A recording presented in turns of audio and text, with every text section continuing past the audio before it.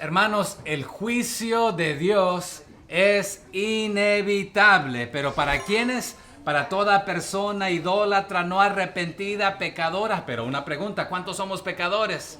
Todos. ¿Cuál es la diferencia?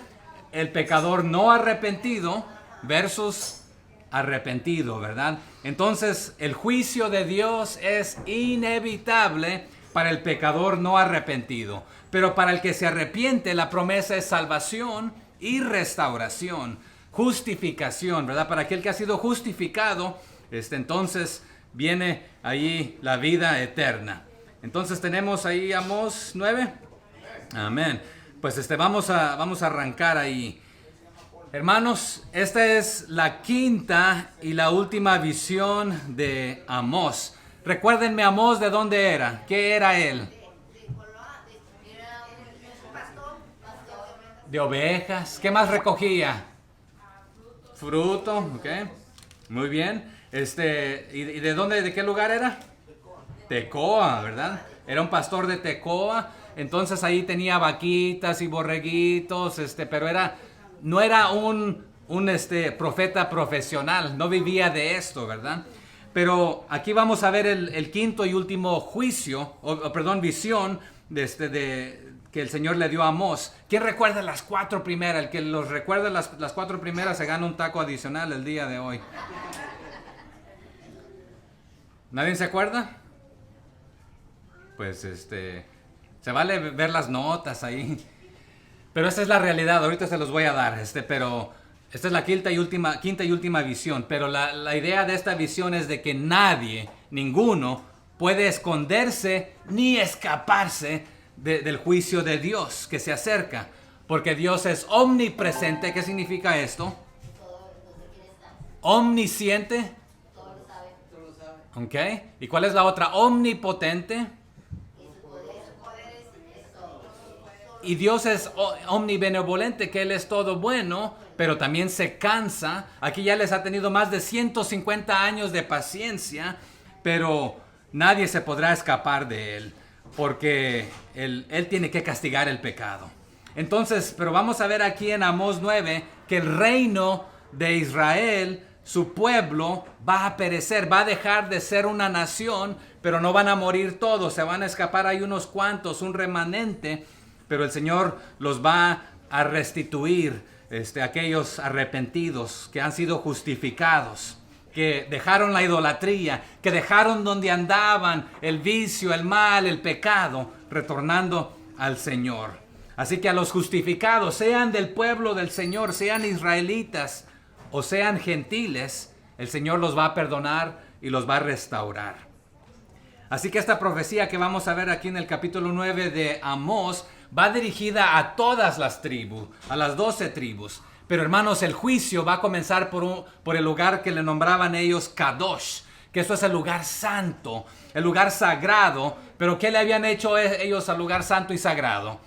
Lo habían profanado, lo habían contaminado. Pero para ellos este era el centro de la nación. Allí debería ser el lugar donde Dios habitaba, donde ellos adoraban a Dios, donde llevaban sus ofrendas, sus diezmos, sus sacrificios. Pero lo tornaron en casa del rey, en su lugar centro de comercio, donde ellos pensaban que iban a ser protegidos ahí por sus dioses. Arranquemos ahí con el verso 1. ¿Qué dice? Vi al Señor, ayúdenme, que estaba sobre el altar y dijo: derriba el capitel. Una pregunta aquí, ¿a quién le está diciendo el Señor esto? Vamos a contestar esta pregunta. Y estremezcanse las puertas y haz los pedazos sobre la cabeza de todos, y al postrero de ellos mataré a espada. No habrá de ellos quien huya ni quien escape. Entonces, esta es la quinta y última visión dada por Dios a Amós, y es la final, la última advertencia. A los hijos, como les dijimos, ya te dije una y otra y otra. Y para nosotros decimos que la tercera es la vencida. Y decimos de que de tanto y tanto se cansa el santo, pero Dios, hermanos, es más santo, que no solamente da 1, 2, 3 oportunidades, sino que aquí ya van por lo menos ¿cuántas? 5. Pero esta es diferente a las otras 4. La primera el Señor le mostró a Amós langostas, ¿se acuerdan? La segunda le mostró fuego. En la tercera le mostró una plomada de albañil. ¿Y la plomada de albañil qué hace? Si la pared está chueca, muestra de que está chueca, hay que destruirla para hacerla correcta, ¿verdad? Y la número 4 que vimos el domingo pasado, ¿cuál era? Una canasta de fruta, pero ¿de cuándo? Del último de la cosecha del verano, ¿verdad? Y ya estaba lista ¿para qué? Ya sea que para tirarse porque se había podrido, o madura para que alguien se la tragara o comiera, de cualquier manera para desaparecerla. Entonces la estaba comparando con el pueblo de Dios que se había podrido, se había arruinado, se había echado a perder. Iban a llegar a otras naciones y los iban a hacer estragos y a destruirlos y a matarlos. No es de que Dios los esté matando, pero ellos habían seleccionado la muerte, porque Dios puso ante ellos el bien o el mal, la bendición o la maldición, la vida o la muerte. Si usted escoge esto, le irá bien, aunque haya problemas y dificultades en esta vida, porque usted está a salvo en las manos del Señor. Pero ellos habían seleccionado esto. Pero las primeras 4 visiones son representativas del mensaje del Señor. Pero ¿cuál es la diferencia aquí en el verso 1? Ya no es una visión de algo, sino de alguien. ¿Y de quién es? ¿Quién está parado ahí? Es el Señor mismo. Está de pie sobre su templo. Pero no está en el templo Él recibiendo las ofrendas, sus sacrificios, sus oraciones, sus plegarias, sino que ahora está aquí dando instrucciones. ¿Y cuáles son las instrucciones ahí? ¿Qué dice? Que derribe, primero que se estremezca algo. ¿Que se estremezcan qué cosa? Las puertas. Derriba el capitel primero, ¿verdad? Y luego estremezcanse las puertas. Ese es un terremoto, hermanos. Pero derriba el capitel, se lo está diciendo a sus ángeles y lo vamos a contestar más tarde. Pero ¿sobre quiénes viene esto? Sobre la cabeza, dice, hazlo pedazos. ¿Sobre la cabeza de quién? De todos. De todos los idólatras pecadores no arrepentidos. Entonces, ¿qué se va a destruir aquí, hermanos? Tanto el altar, tanto los dioses como el capitel y todos los adoradores. ¿Quién va a escapar, hermanos? Ahí nos da la respuesta. Y el postrero de ellos mataré a espada. Entonces nadie de ellos va a escapar. Ningún idólatra, ningún pecador. Hermanos, un día todo pecador va a morir.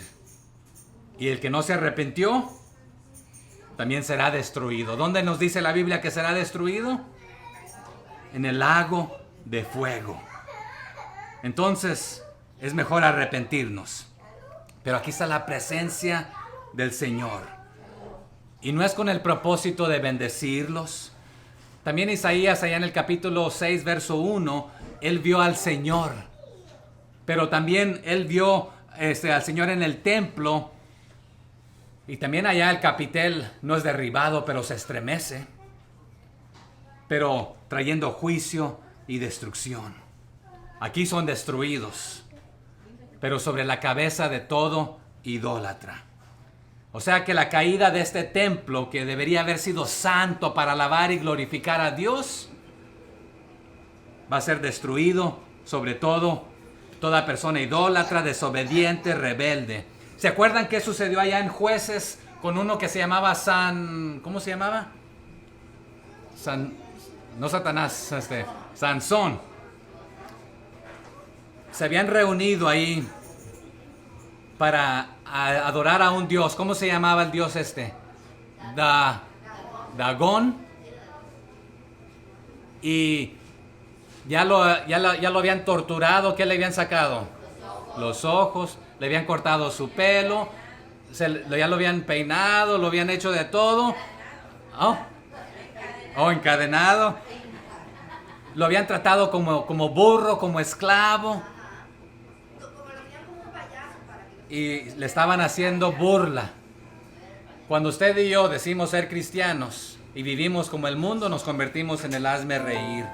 Pero aquí está él se arrepiente y le dice, Señor, ya no merezco esto, pero dame una oportunidad más para hacer lo correcto.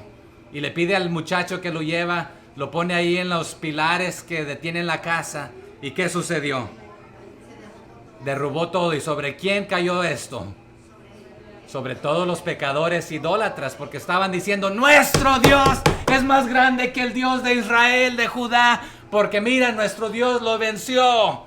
Y por eso se estaban burlando, pero Sansón dice, discúlpame, Señor, perdóname, he vivido mal, pero dame una oportunidad más, aunque me toque morir con ellos. Y murió con ellos, con los mismos idólatras, pero él arrepentido. Pero aquí en este versículo de Amós 1 dice, nadie escapará, nadie. Van a caer sobre todos los idólatras no arrepentidos aquí. Nadie será capaz de escapar, aunque intenten huir. Lea conmigo Amós 5:19, allá atrásito. ¿Qué les dijo en el 5:19? Como el que huye de delante del león y se encuentra con el oso, o como que si entrara en casa y apoyare su mano en la pared y le muerde una culebra. O sea que a veces creemos que nos vamos a escapar de esta, pero te vas acá y te pasa otra. Es como la historia de ahí, no sé cómo la cuentan de diferentes maneras, pero de ahí uno greñudo que la muerte ya le venía, le tocaba, ¿verdad? Y para que no le tocara se rapó, así peloncito como yo, no por eso estoy rapado, ¿verdad? Pero dijo, bueno, ya que no encontré a nadie, pues me llevo aunque sea a ¿verdad? Pero, ¿qué sucede con nosotros? A veces creemos escaparnos y salirnos con la nuestra, pero el Señor ha dicho, ya tiene un día predeterminado, y si no nos hemos arrepentido, lamentablemente será demasiado tarde. Aquí el juicio, hermanos, va a comenzar por el lugar santo, el lugar que ha sido profanado. Para ellos este era el centro de la vida, de la nación, el lugar donde el pueblo esperaba ser protegido y bendecido. Es ahí donde van a ser castigados. Y las órdenes que el Señor da aquí en el 9:1 van dirigidas a sus ángeles, ministros de su juicio. Ezequiel 9 nos ayuda a entender esto, no lo vamos a ir a ver en este momento. Pero el que se fugue, entre comillas, el que intenta huir, el que se escape de esto, si es que queda sin vida, imaginándose estar a salvo, fuera del alcance del juicio de Dios que comenzó por el altar, de la misma manera será alcanzado y va a pagar. Continuemos, verso 2. ¿Qué dice? Aunque cavasen hasta el Seol, de allá los tomará mi mano. Ayúdeme. Y aunque subieren hasta el cielo, de allá los haré descender. O sea que les está diciendo aquí Amós al pueblo, el juicio de Dios, hermanos, será peor que un terremoto que ustedes jamás han visto, nunca antes. ¿Sabían que el terremoto que pegó a México fue aproximadamente el mismo día, casi al mismo tiempo del que pegó antes allá ¿cuándo fue? En el 80 y... por ahí, 85, por ahí, 85, 86. Pero esto va a estremecer, va a destruir, pero serán los ángeles de Dios. Es más, el viento nos dice que es un mensajero del Señor y a veces decimos, bueno, ¿y esto por qué sucede? Pero ustedes jamás han visto algo como esto y van a querer esconderse en aquel día, pero no va a haber dónde esconderse. No hay lugar ni en la tierra, les está diciendo y les va a decir, no hay lugar en el cielo, no hay lugar en el mar donde usted se puede esconder de la presencia y de la justicia de Dios. Así que el Seol, ¿dónde está, hermanos? Y el cielo son polos opuestos, de abajo y de arriba, y todo lo que hay entre medio vamos a ver aquí. O sea que aunque usted haga una caverna, es más, si usted quiere salir de paseo ahí con la familia, hay un lugar que se llama unas cavernas, no sé cómo se llama el lugar, Lisa, ¿cómo se llama el lugar donde están las cavernas? The Caverns. Blanchard Springs. Allí usted se mete a unas cavernas que ellos están tan confiados que cuando han habido terremotos dicen no se ha sentido nada ahí, que es el lugar más seguro en la tierra, dicen, porque no sé a cuántas millas de profundidad está. El clima se mantiene igual todo el tiempo, pero según es un lugar muy seguro. Pero aquí les está diciendo, aunque ustedes caben hasta lo más profundo de la tierra, intentando ocultarse, o asciendan hasta los lugares más altos para ser protegidos en las alturas, ahí los voy a encontrar. Lea el verso 3 conmigo. Si se escondieren, ¿dónde? En la cumbre del Carmelo, allí los buscaré y los tomaré. Y aunque se escondieren de delante de mis ojos, en lo profundo del mar, allí mandaré a la serpiente y los morderá. Y pudiésemos ir a ver allá Job 20, Jeremías 23, 51 y otros pasajes. Pero el monte Carmelo se eleva aproximadamente 900 metros sobre el nivel del mar y tiene aproximadamente más de 2000 cavernas o cuevas. Es más, allá en Jueces y en otros lugares, en Jueces 6.2 dice de la siguiente manera: y la mano de Madián prevaleció contra Israel, y los hijos de Israel, por causa de los madianitas, se hicieron cuevas en los montes y cavernas y lugares fortificados. ¿Pero por qué? Querían esconderse, querían estar protegidos. Pero ¿quién es nuestra roca, hermanos? ¿Quién es nuestra protección? Es Cristo. Pero cuando usted está en pecado, en idolatría, en rebelión, en desobediencia, usted se pone en contra del Señor. Él no está a su favor, usted no está en el equipo de Él. Pero en 1 Samuel 13:6 vemos esto. Cuando los hombres de Israel vieron que estaban en estrecho o en aprieto, se escondieron en cuevas, en fosos, en peñascos, en rocas y en cisternas. Porque a veces creemos que estos lugares te pueden mantener a salvo. ¿Sabía que en Missouri también hay una cueva? Que si este país es atacado a nivel ¿cómo se llama esto que lanzan y que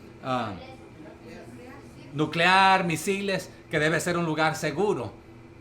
Pero en este día la gente va a querer esconderse y no va a poder en dónde. También ahí el Monte Carmelo es interesante porque es la entrada ahí para el Valle de Jezreel. Pero ¿se acuerdan qué sucedió también en el Monte Carmelo?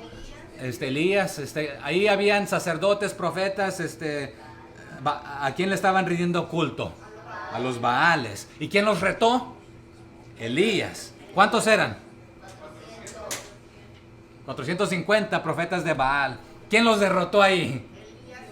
Dios a través, usó ahí a Elías, ¿verdad? Pero fue Dios.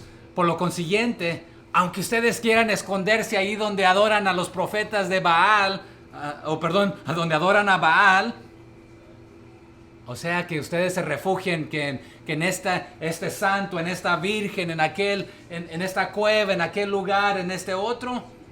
El Carmelo y el Seol que son mencionados aquí son símbolos de muerte. Y nadie puede escapar el castigo de Dios. Pero ¿qué de la culebra mencionada aquí al final? Ahí mandaré la serpiente y los morderá. Esta palabra se puede traducir aquí como está aquí en el texto, serpiente. A veces también se traduce monstruo marino. A veces también culebra.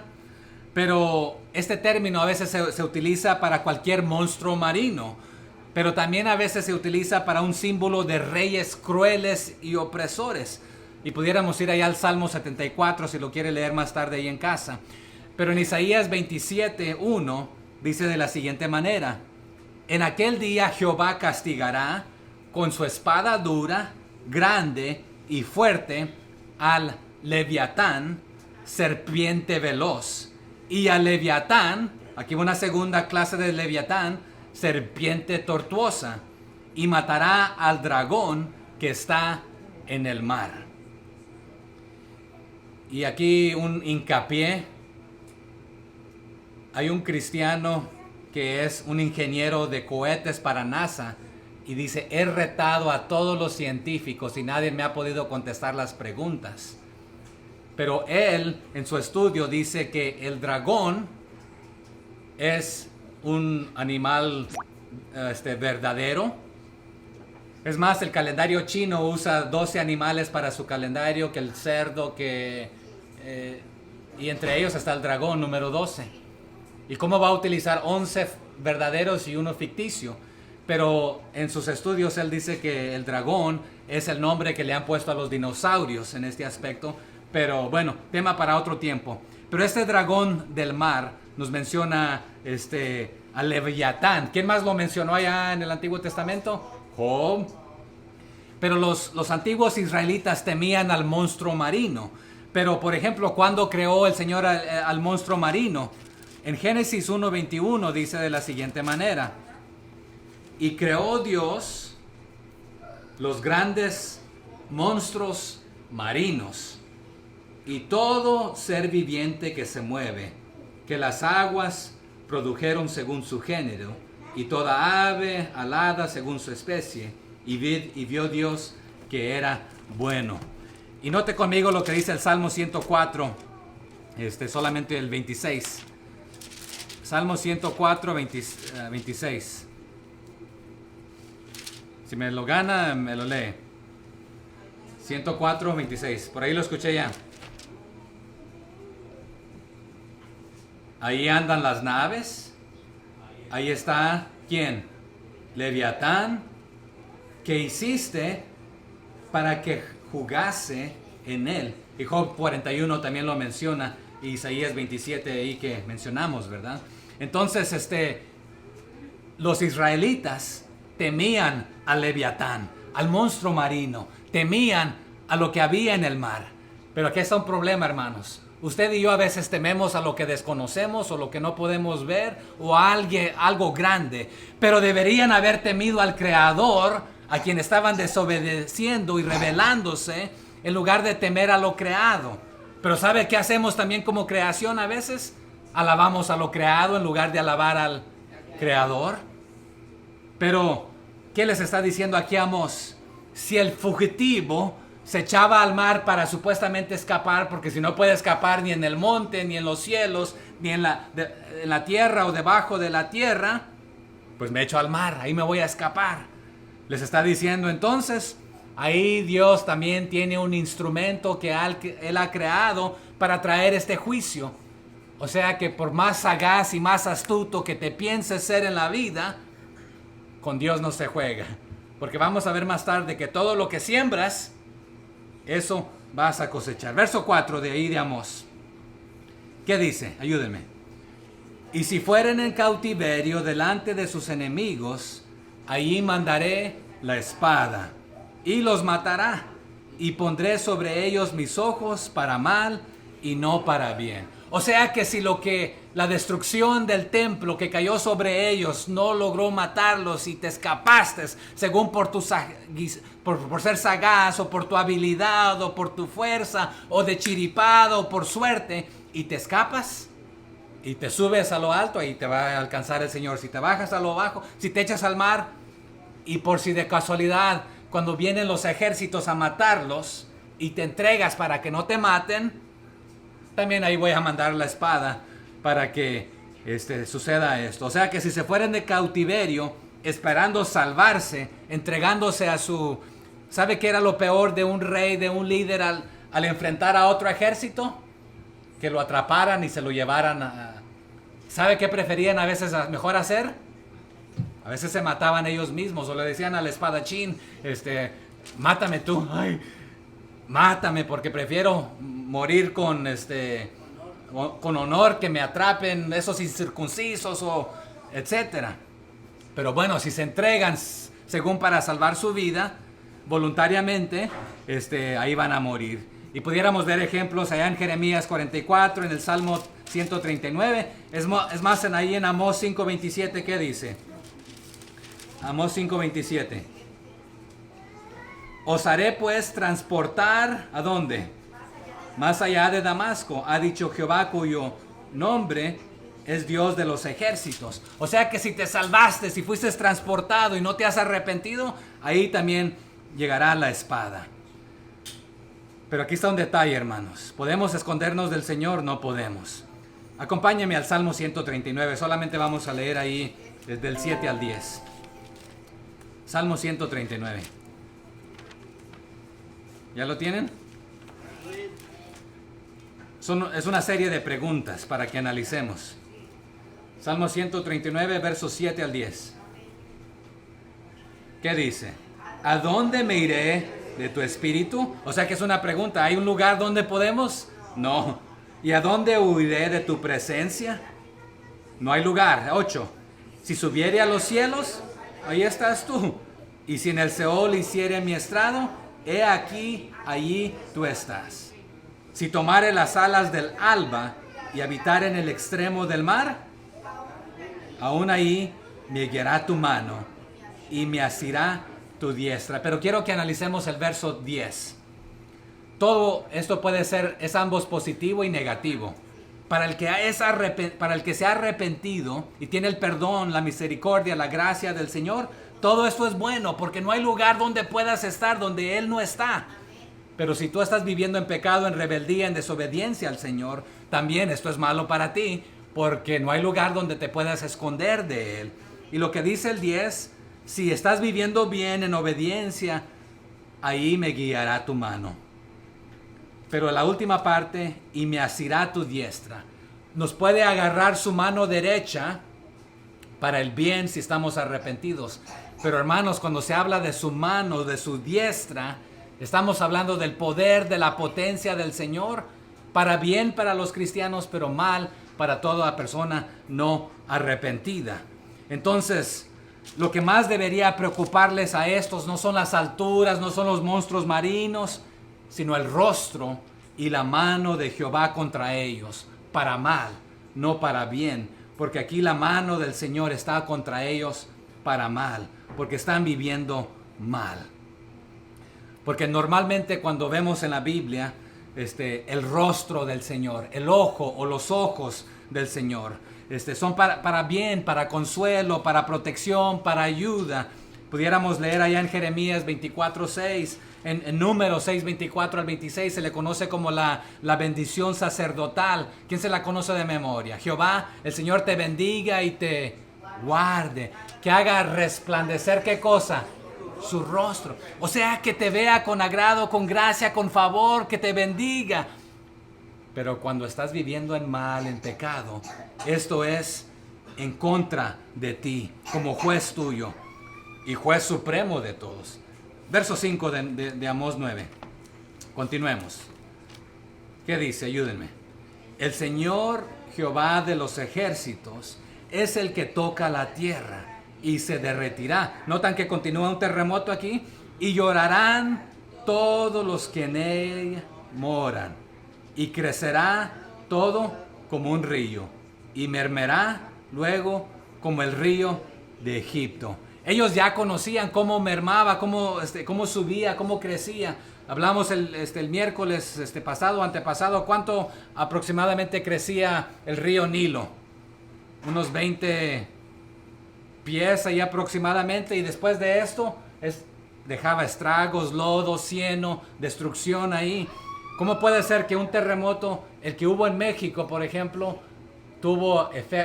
afectó lugares en Canadá? ¿Cómo así? Hay un río charco, tipo charco, que el agua la hacía para allá y para acá, pero el efecto se siente en otros lugares. Ellos ya sabían lo que esto, pero hoy dice, esto va a ser peor en aquel día. Van a llorar, van a morar, se va a derretir todo. Entonces viene fuego, viene destrucción, viene terremoto, viene todo lo anterior aquí también. Entonces, pero ¿quién lo está tocando? Es Jehová de los ejércitos, el Todopoderoso. El poderoso, dice Jehová. Es más, Amós lo ha dicho en el 4.13, en el 5.8, en el 8.8. ¿Quién es Él? El Todopoderoso, Jehová de los ejércitos. Algunos consideran que este era un himno de allá de Deuteronomio 4.13, que también se repite en el 5.8 al 9. Pero estos himnos alaban a Jehová por su nombre, afirmando su grandeza, su poder, que no solamente es el Dios de Israel, sino el Dios de las galaxias, el Dios de todos los cosmos, el creador, el sustentador. Vaya conmigo a Génesis 1, del 16 al 18. Vamos a ver ahí quién es él. Génesis 1 del 16 al 18. ¿Lo tenemos? ¿Quién es este Dios que hizo, dice el 16? E hizo Dios las dos grandes lumbreras, la lumbrera mayor para que señorease en el día y la lumbrera menor para que señorease en la noche. Hizo también las estrellas y las puso Dios en la expansión de los cielos para alumbrar sobre la tierra y para señorear en el día y en la noche y para separar la luz de las tinieblas. Y vio Dios que era bueno. Este es el creador de los cielos, de sus huestes. A veces a las estrellas también se les nombra ahí sus huestes. Pero Él es el Dios, el creador, soberano, hermanos, sobre todo. Él lo sustenta. Pero un día todo esto dejará de ser. Continuemos ahí en Amós 9:6. ¿Qué dice?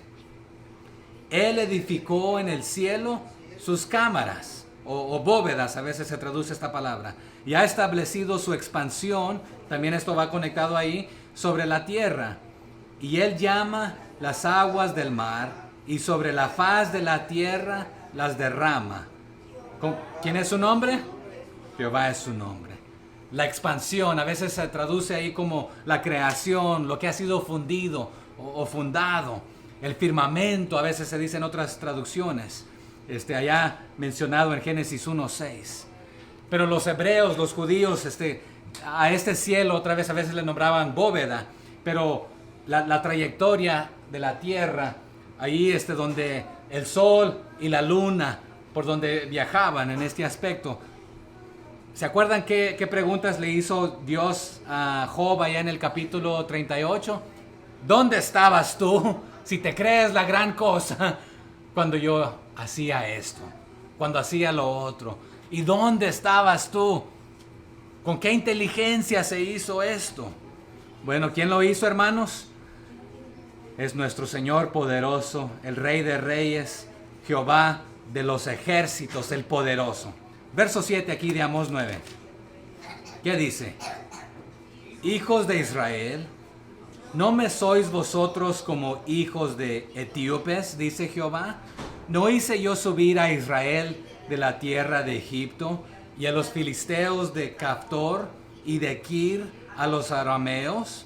Aquí es una serie de preguntas y son preguntas retóricas, pero ¿qué están enfatizando estas preguntas? Que Dios es soberano, no solamente, hermanos, de la creación, de la luna, del sol, de las estrellas, de las galaxias, de los cosmos, sino que Él conoce a todas las tribus, a las naciones, y es más, sabe de dónde han andado de aquí para allá, pero también los está comparando al pueblo de Dios con estos pueblos, porque los etíopes o los cusitas eran hijos de Etiopía.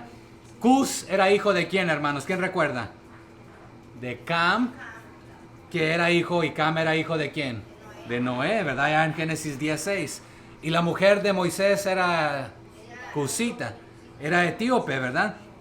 Pero estas personas vivían ahí en el valle del Nilo, y hoy en día este lugar, la moderna Aswan en inglés, Aswan, en Egipto. Y encontramos allá Ezequiel 29:10 hablando también de los etíopes. Pero ellos procedían de un lugar lejano y habían sido exportados, llevados a otra nación como esclavos. Y les está diciendo, yo conozco que estos eran de allá originarios y que fueron llevados acá como esclavos. Al igual ustedes, ¿de dónde los había sacado el Señor? De Egipto. A los filisteos los había traído de Caftor y habían emigrado los filisteos. Caftor significa gente de mar, pueblo del mar, Creta o gente de Creta. Y entonces Creta y partes de Asia. Y los arameos de Kir. Y en el siglo XII estos habían sido movidos, varias veces han sido movidos. Pero lo que Dios les está diciendo a través de Amós: a ustedes los voy a juzgar, tanto como a ellos, los voy a las naciones extranjeras, los voy a juzgar, pero no soy solamente el Dios de Israel, soy el Dios de todas las naciones, soy soberano, soy el Dios de todos los ejércitos, de todo lo creado, de todas las galaxias. O sea que no soy un simple Dios chiquito de los cuales ustedes han estado adorando. Nómbreme algunos de los dioses que ellos estaban adorando.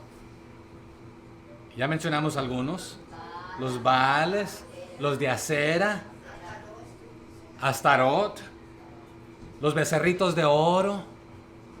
Tenían varios ídolos. Yo soy el Dios del universo que tengo control y soy soberano sobre las naciones. Pero aquí hay una pequeña diferencia.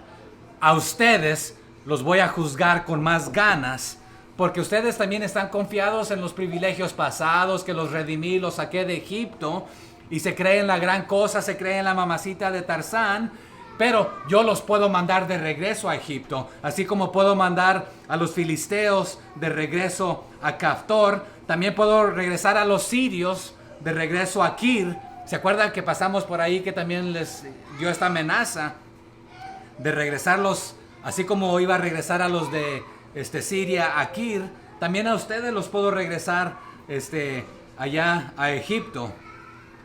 Creo que se los dijo ahí en el 1.5, si no me equivoco. Vamos a ver. Amós 1.5, ¿qué dice?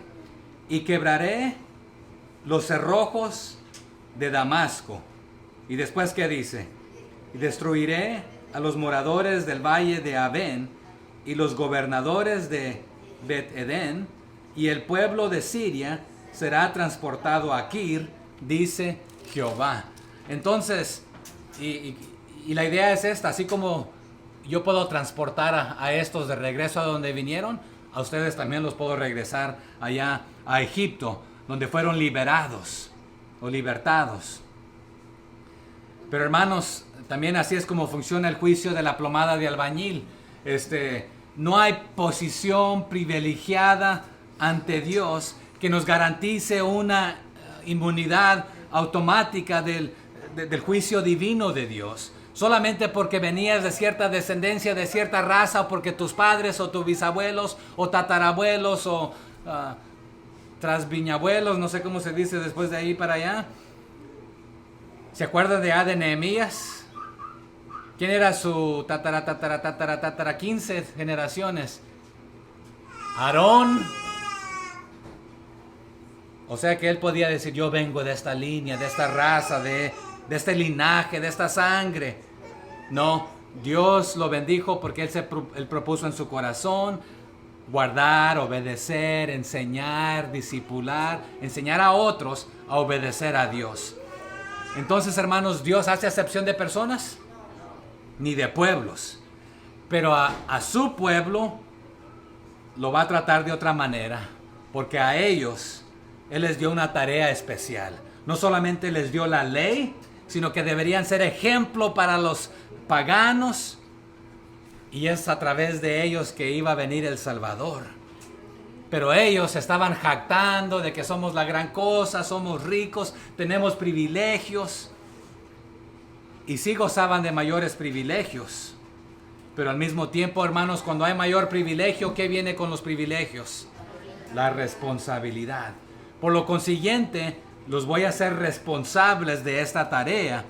Entonces, deberían ser ejemplares en lo moral, en lo ético, en sus negocios. ¿Y se acuerda que aprendimos el domingo pasado? ¿Qué hacían? En lugar de vender algo bueno, bonito y barato, eran las 3 P's. En lugar de bueno, bonito y barato, a la porción, ¿qué le hacían? La achicaban. Al precio, lo subían. Y al peso, a la balanza, cuando pagaban, lo hacían menos, pero valía más. Entonces robaban de 3 maneras.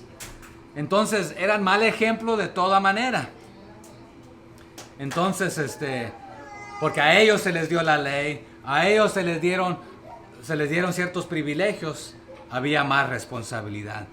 Pero ¿por qué los escogió a ellos el Señor? Porque eran guapos, hermosos, hermosas, porque se lo habían ganado, se lo merecían. Por ningún mérito, sino por el puro amor de Dios. Hermanos, ¿será diferente el día de hoy? ¿Será por mérito que usted se gana el cielo o el perdón del Señor? No. Es por el puro afecto de su voluntad, como ya vimos y cantamos, ¿verdad? Pero también tenemos esa responsabilidad de compartirlo con otros. Su amor, su gracia, su misericordia. Verso 8 de Amós 9. He aquí, los ojos de Jehová, ¿dónde están? Del Señor, están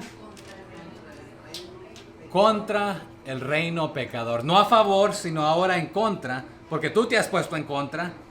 Y yo lo asolaré en la faz de la tierra, mas no destruiré del todo a la casa de Jehová, de Jacob, dice Jehová.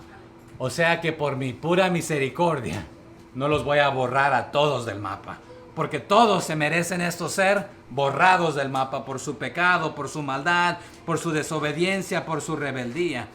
Y a pesar de que Asiria llegaría y destruiría a los pecadores, a los idólatras, y Dios los utilizaría como instrumento para lograr esto y llevarse a algunos al exilio, algunos serían preservados. ¿Cómo nombramos a este grupo? Al remanente. Porque ya vimos ahí en el 5.3, ¿verdad? ¿Qué dice el 5.3 de Amós? Porque así ha dicho Jehová el Señor: la ciudad que salga con 1000 volverá con 100, y la que salga con 100 volverá con 10 en la casa de Israel. Porque yo pudiera permitir que este ejército que viene, aniquilarlos a todos. Pero si salen 1000, ¿cuántos van a regresar? Y si salen 100, entonces ¿cuál es el porcentaje del remanente? El 10%. Yo me voy a guardar el 10% para de ahí. Así que como nación ya no van a existir por un buen rato, pero me voy a guardar una porción que no se le va a considerar nación, porque van a vivir entre extranjeros. Y ya se los había predicho. Es más, en Deuteronomio 28, del 63 al 68, si lo quiere leer más tarde, cientos de años atrás, ya se les había sentenciado que esto iba a suceder si se postraban sobre los dioses de aquellas tierras. ¿Y qué hicieron eso? Meramente eso. Sí, la nación fue purificada con esta invasión y cautiverio, pero ningún justificado se perdió, hermanos.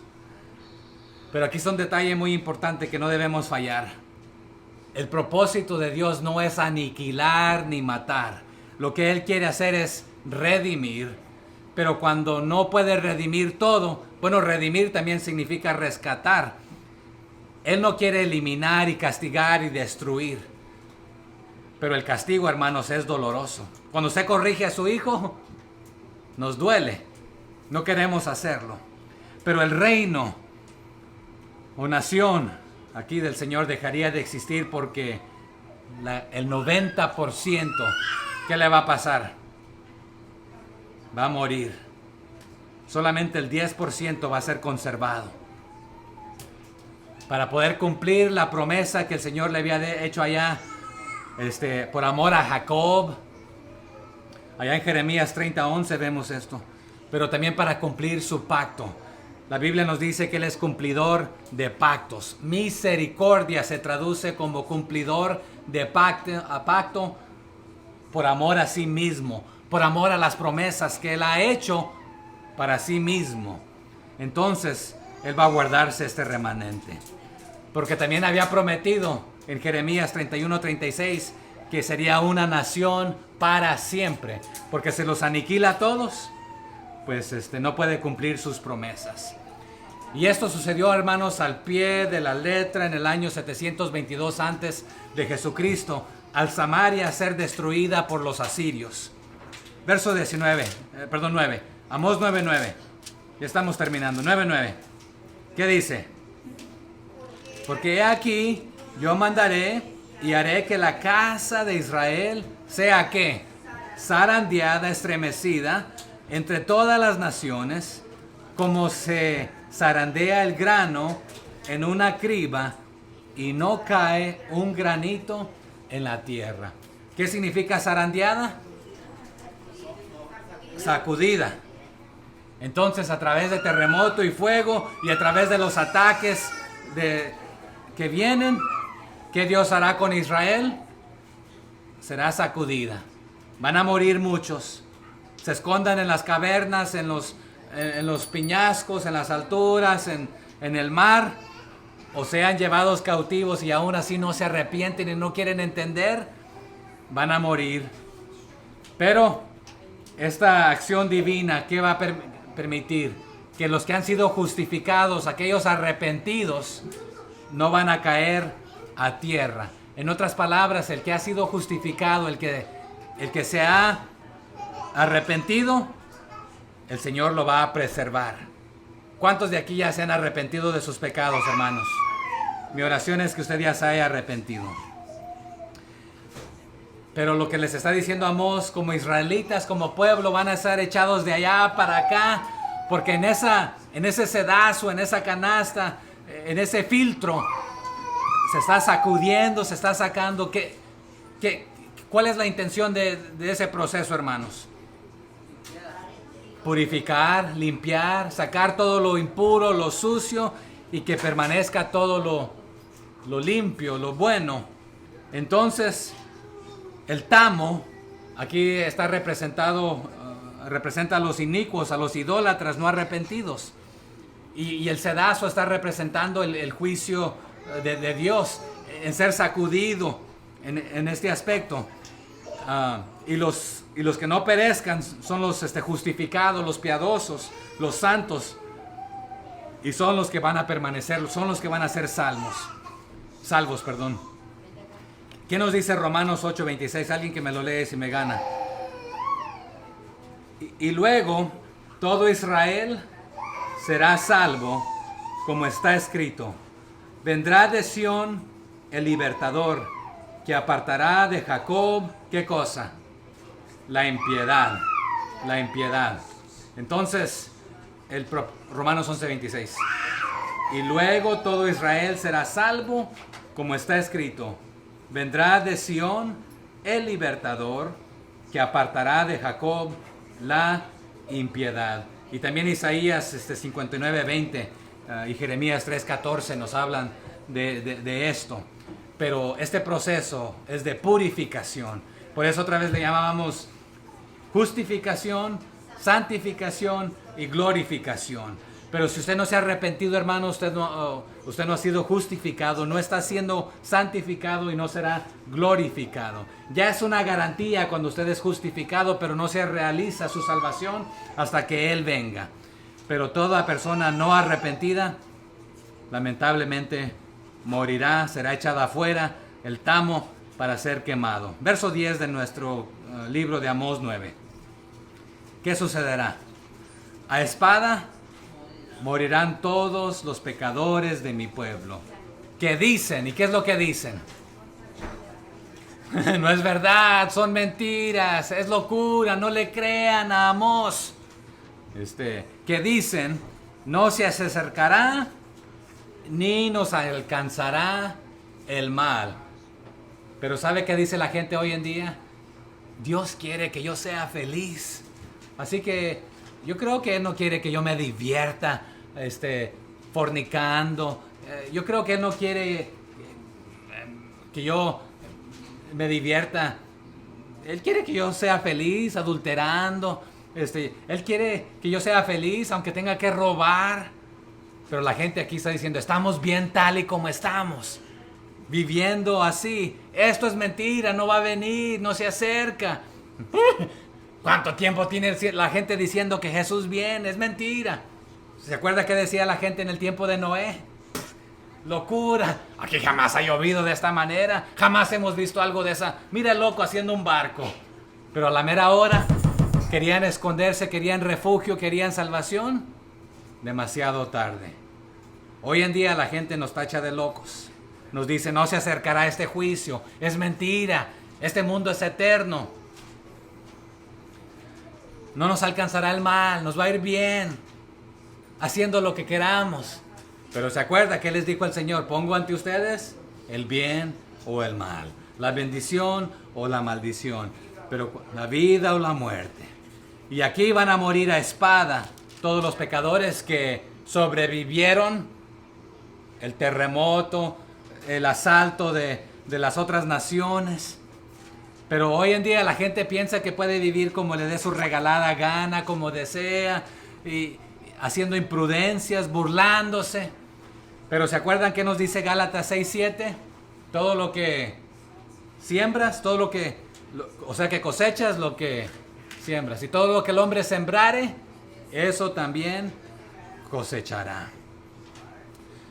Es más, también ahí aproximadamente unos 100 años atrás, antes de la destrucción, ahí aproximadamente en el año 876 antes de Cristo, había un hombre que se llamaba Omri.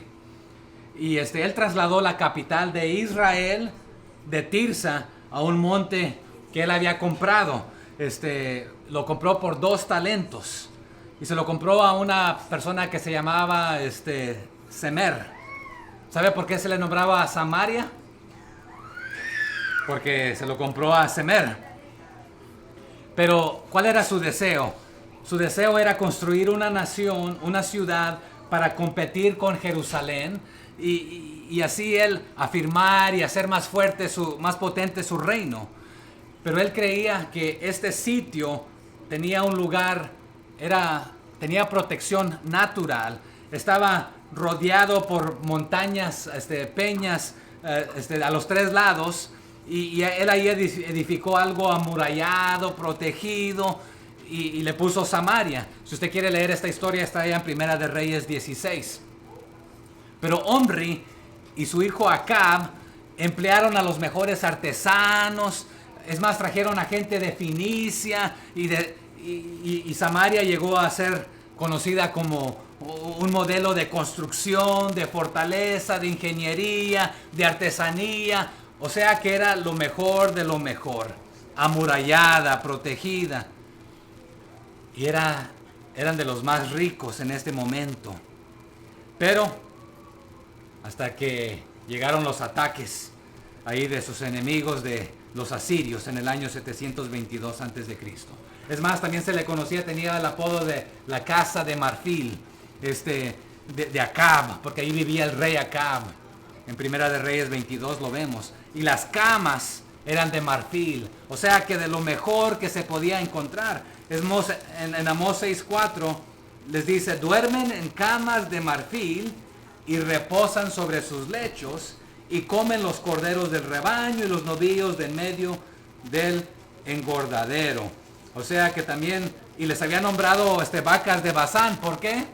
Tenían de todo. Pero ¿sabe qué sucedió en ese año 722 cuando llegaron los asirios? No solamente destruyeron a Samaria, donde ellos habían puesto su confianza, que allí iban a ser protegidos, sino que deportaron 27,290 de sus habitantes a otras partes del reino.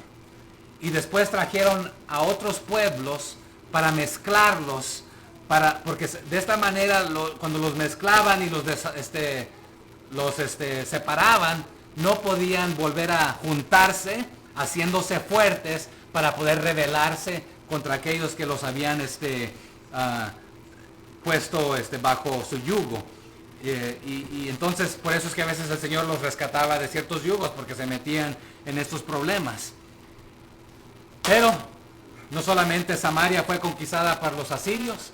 Si usted continúa leyendo la historia, llegaron luego los babilonios, los medopersas, ¿quiénes llegaron después de ellos? Los macedonios y luego los romanos, y ahí continúa. Pero se creían que era la mamacita de Tarzán. Este país en este momento es una de las mejores naciones en el mundo. Medio mundo se quiere venir para acá, por eso estamos acá, ¿verdad? Porque si creyéramos que nuestro país era el mejor, pues ya hubiéramos arrancado para allá de regreso. Pero nos gusta aquí. Pero si este país no retorna a Dios, hermanos, también un día, y al igual que a otras naciones. Pero continuamos. Verso 11. Y aquí comienza, hermanos, la restauración futura, la promesa para todos aquellos arrepentidos, justificados. ¿Qué dice el 11? En aquel día yo levantaré el tabernáculo caído de David y cerraré sus portillos y levantaré sus ruinas y lo edificaré como en el tiempo pasado. Y aquí prácticamente estos versos finales se pueden resumir de esta manera. La restauración de la descendencia davídica, ahí en el verso 11, que Dios promete restaurar la línea de David. Y también la exaltación de Israel entre las naciones y la conversión de los gentiles que veremos ahí en el verso 12. Pero en los versos 13 en adelante vamos a ver la fertilidad de la tierra y la reedificación de las ciudades y el restablecimiento permanente de Israel después de que regresen a su tierra, y culminando en el verso 15. Pero aquí hay promesa de algo de restauración futura, parcial y temporaria, pero también hay promesa de futura, permanente. Entonces, ¿recuerdan quiénes fueron algunos de los que retornaron ahí? Comienza con Zoro y termina con Babel, Zorobabel, y después ¿quién más? Esdras, Nehemías, y eso representa un cumplimiento parcial, temporal. Pero hermanos, viene una restauración futura, eterna. Y Jacobo nos habló de esto allá en Hechos. Acompáñenme ahí a Hechos 15, del 16 al 17, por favor. Ya estamos terminando. Hechos 15, 16 al 17. ¿Lo tenemos? Ok. Leamos desde el 12, 15, 12. Entonces toda la multitud cayó y oyeron a Bernabé y a Pablo, que contaban cuán grandes señales y maravillas había hecho Dios por medio de ellos entre los gentiles. Y cuando ellos callaron, Jacobo respondió diciendo: varones hermanos, oídme. Simón ha contado cómo Dios visitó por primera vez a los gentiles para tomar de ellos pueblo para su nombre. 15. Y con esto concuerdan las palabras de los profetas, como está escrito. Aquí está el 16 y 17. Después de esto, volveré y reedificaré el tabernáculo de David, que está caído, y repararé sus ruinas, y lo volveré a levantar, futuro, para que el resto de los hombres que busquen al Señor y todos los gentiles sobre los cuales es invocado mi nombre. Dice el Señor que hace conocer todo esto desde tiempos antiguos. Y aquí está citando Amós 11 al 12, ¿verdad? Entonces, esta promesa es futura, pero no un gobierno político terrenal, sino en el reino del Mesías, porque a través de David vendría el Salvador, que gobernará por todas las edades. ¿Qué nos dice Lucas 1:32, hermanos? Porque también Lucas está citando lo que dijo allá el profeta Isaías, ¿verdad? En Lucas 1:32 dice de la siguiente manera: hablando de Jesús, será grande y será llamado Hijo del Altísimo, y el Señor Dios le dará, ¿qué cosa? El trono de David, su padre. 33. Y reinará sobre la casa de Jacob, ¿cuándo? Para siempre. Y su reino no tendrá fin. Y aquí Lucas, citando lo dicho allá por Isaías en 9:6 y 9:7, ¿verdad? Entonces, lo que Amós les está diciendo: sí van a ser destruidos y van a morir la mayoría de ustedes porque no quieren arrepentirse, pero aquellos que sean justificados, santificados, serán glorificados, porque les voy a restituir, les voy a renovar, les voy a devolver, pero voy a rehacer, voy a levantar el tabernáculo caído de David. Pero aquí hay algo muy importante, hermanos. En medio del juicio y en medio de la condenación que el Señor les está permitiendo, no olvida a su pueblo y sus promesas, y les da esperanza. Amós 9:12, ¿qué dice?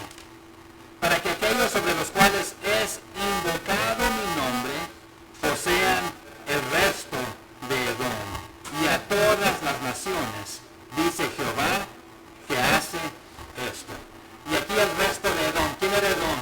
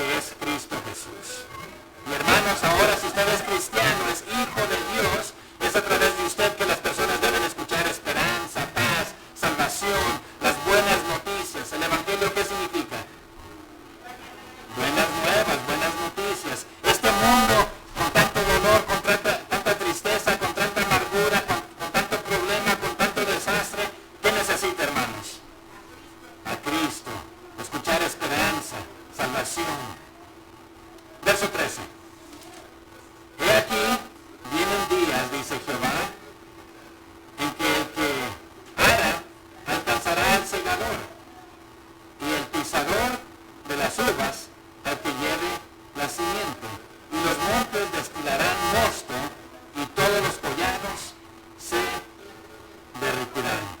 Entonces aquí, muy poéticamente, esta descripción de fertilidad de la tierra y de la seguridad y estabilidad que ellos van a vivir como pueblo de Dios, pero dice que el cazador, perdón, el segador, ¿qué hará?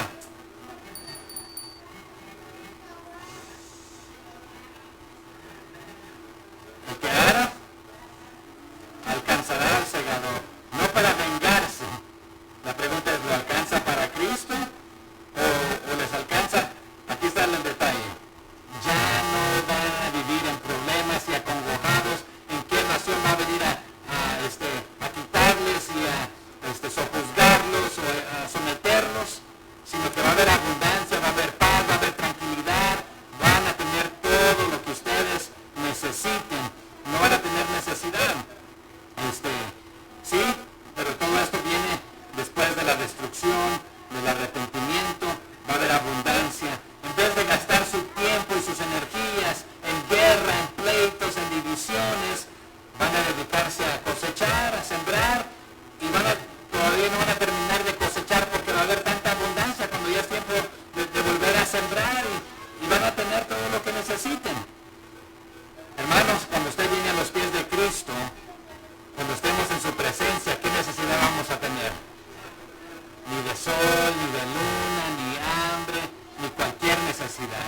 Aquí tenemos mucha necesidad, hermanos, pero en aquel día, en ese reino venidero, no nos faltará nada, absolutamente nada.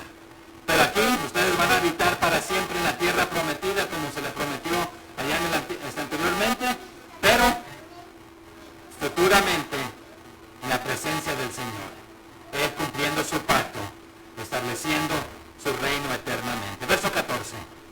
Y traeré del cautiverio a mi pueblo Israel, y edificarán ellos las ciudades asoladas, y las habitarán, plantarán viñas, y beberán el vino de ellas, y harán huertos, y comerán el fruto de ellos.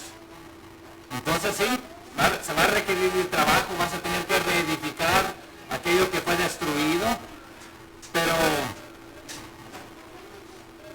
no vas a tener que preocuparte más de esto, porque el Señor te va a bendecir, te va a multiplicar, va a retornar todo aquello, va a restaurar todo aquello que habías perdido. Pero ¿fue por su propia iniciativa? No, porque tuvo que pasar por toda aquella cosa mala para llegar a esta conclusión. Entonces Amós les está diciendo, el Señor los va a restaurar, van a poder recuperar todo lo perdido, lo arruinado, lo estropeado. El Señor se los va a restaurar. Pero también el Señor va a cumplir su promesa y los va a plantar. Ustedes van a poder plantar y van a tener abundancia, pero a ustedes el Señor mismo los va a plantar ya en su nación, donde nadie más los va a arrancar mientras ustedes obedecen. Pero en el cielo, hermanos, estaremos para siempre. Nada ni nadie nos puede separar y sacar ahí. Entonces tenemos seguridad eterna. Seguridad eterna es la última parte que les está diciendo ahí Amós. Y terminamos con el 15. ¿Qué dice? Pues los plantaré sobre su tierra y nunca más serán arrancados de su tierra que yo les di. ¿Quién lo ha dicho? El que gobierna, el que lo creó todo, el que lo sustenta todo. Diga, hermano.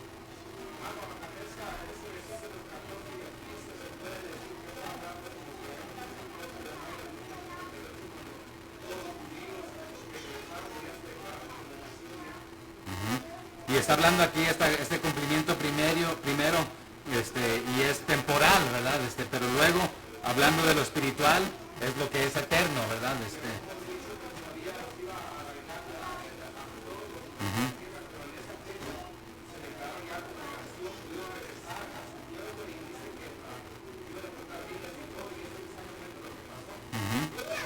Así es.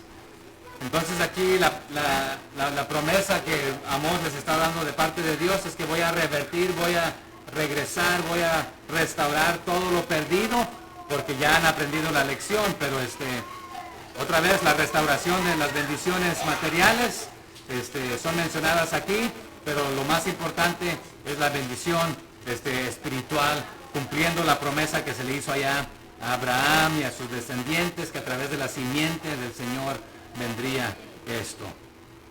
Y allá en Jeremías 32, 41, otra vez también les menciona de la restauración. Pero aquí es un detalle. A veces nosotros seguimos montados en nuestros burritos y no queremos entender. Ya sabemos lo que dice la Biblia. Ya sabemos las consecuencias que nos esperan. Y a veces nuestros hijos son así, ya saben las consecuencias, pero a veces deciden hacer lo que les da su regalada gana. Pero vienen consecuencias, vienen consecuencias. Aprendamos nosotros, hermanos, porque a veces no queremos aprender de lo que... Podemos aprender de lo que viven otros, de los ejemplos en la Biblia, y a veces de nuestras mismas experiencias.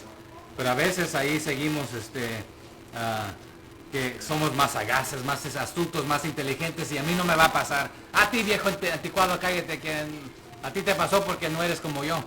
A veces le damos consejos a nuestros hijos, ¿verdad? Pero nos consideran que ya vivimos y que ya no sabemos nada. Pero ahorita que ya me estoy poniendo viejo, me doy cuenta que mi padre sabía más de lo que... Pero hablemosle a nuestros familiares que viene un juicio, hermanos, a nuestros vecinos, a nuestros compañeros de trabajo. Ya terminé. Que viene un juicio más severo que jamás se ha visto. Que no podemos ni imaginarlo. Bueno, sí podemos porque la Biblia nos lo describe. Y no queremos que nadie sufra esto. Queremos, es más, el deseo del Señor es de que todos procedan al arrepentimiento y que ninguno perezca.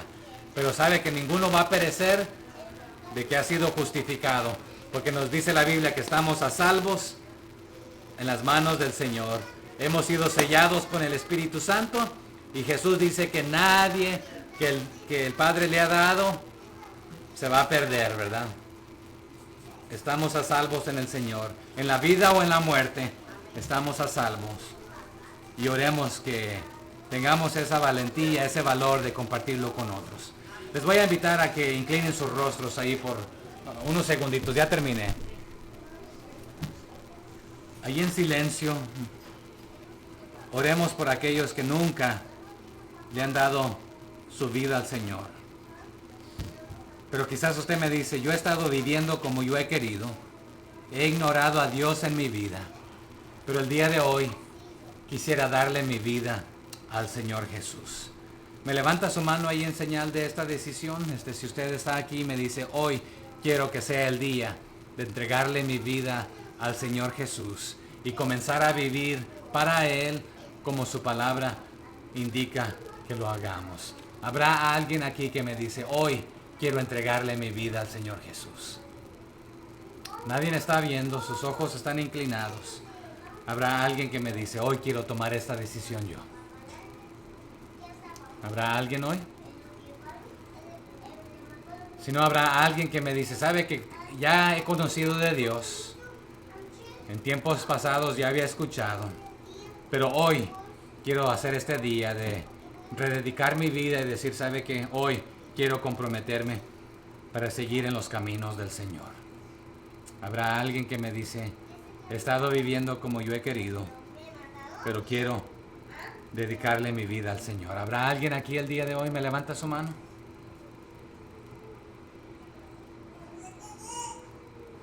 Padre, gracias por cada persona aquí esta tarde. Mi oración, Señor, es de que cada uno de nosotros podamos vivir en acorde a su palabra, siendo guiados por su palabra, por su Espíritu Santo. Y gracias por la promesa que nos da que su Espíritu Santo nos guía a toda la verdad. Ayúdenos a ser llenos del Espíritu Santo, guiados por su Espíritu Santo, metidos en su palabra, obedeciéndola, escudriñándola, conociéndola, no solamente para conocerla, sino para poder compartirla con otros. Úsenos para su honra y su gloria, día tras día.